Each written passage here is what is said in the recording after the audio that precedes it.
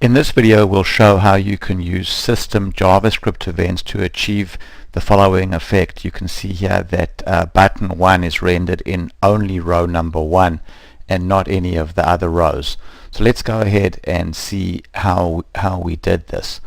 So the first thing that we're going to do is just actually run this grid in Firefox, where we can use the Firebug debugging tool. If you're not familiar with Firebug, you can go to Tools add-on and download Firebug.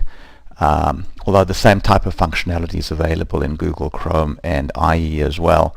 And then we're going to use the inspector to take a look at this button right there and see what the ID of the button is, because we're going to need to understand what the naming convention is for the button ID. So you can see here that the button ID is grid1, which is the grid alias, .v.r1, and r1 indicates that this is the button in row 1, and then it's just unbound button 1. So I'm going to just copy that to the clipboard so that we have it. And now I'm going to switch back to design mode, and I'm going to go now to my JavaScript events, server-side, system events, and open up my system events and then look at my defined events. And you can see here for the on-row render event, we have the following code. So the on-row render event fires after each row has been rendered, and this of course is a JavaScript event.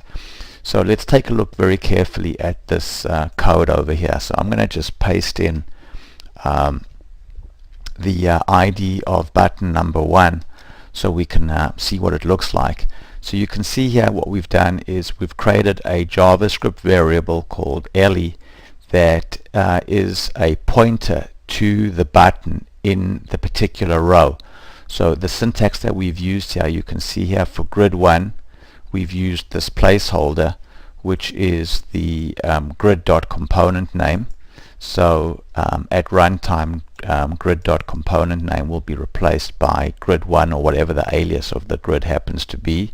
Then we have .v.r, and then we end the string, and now we basically reference a variable, and we're referencing a variable called e.rowNumber, which happens to be the row number of the row that just got rendered. And we know that by looking over here at the parameters. You can see here that one of the parameters of on-row render is row number, and if we just click help on parameters there, we can see that all of these parameters are inside an object called e. So in order to refer to the row number, we need to use e.rowNumber.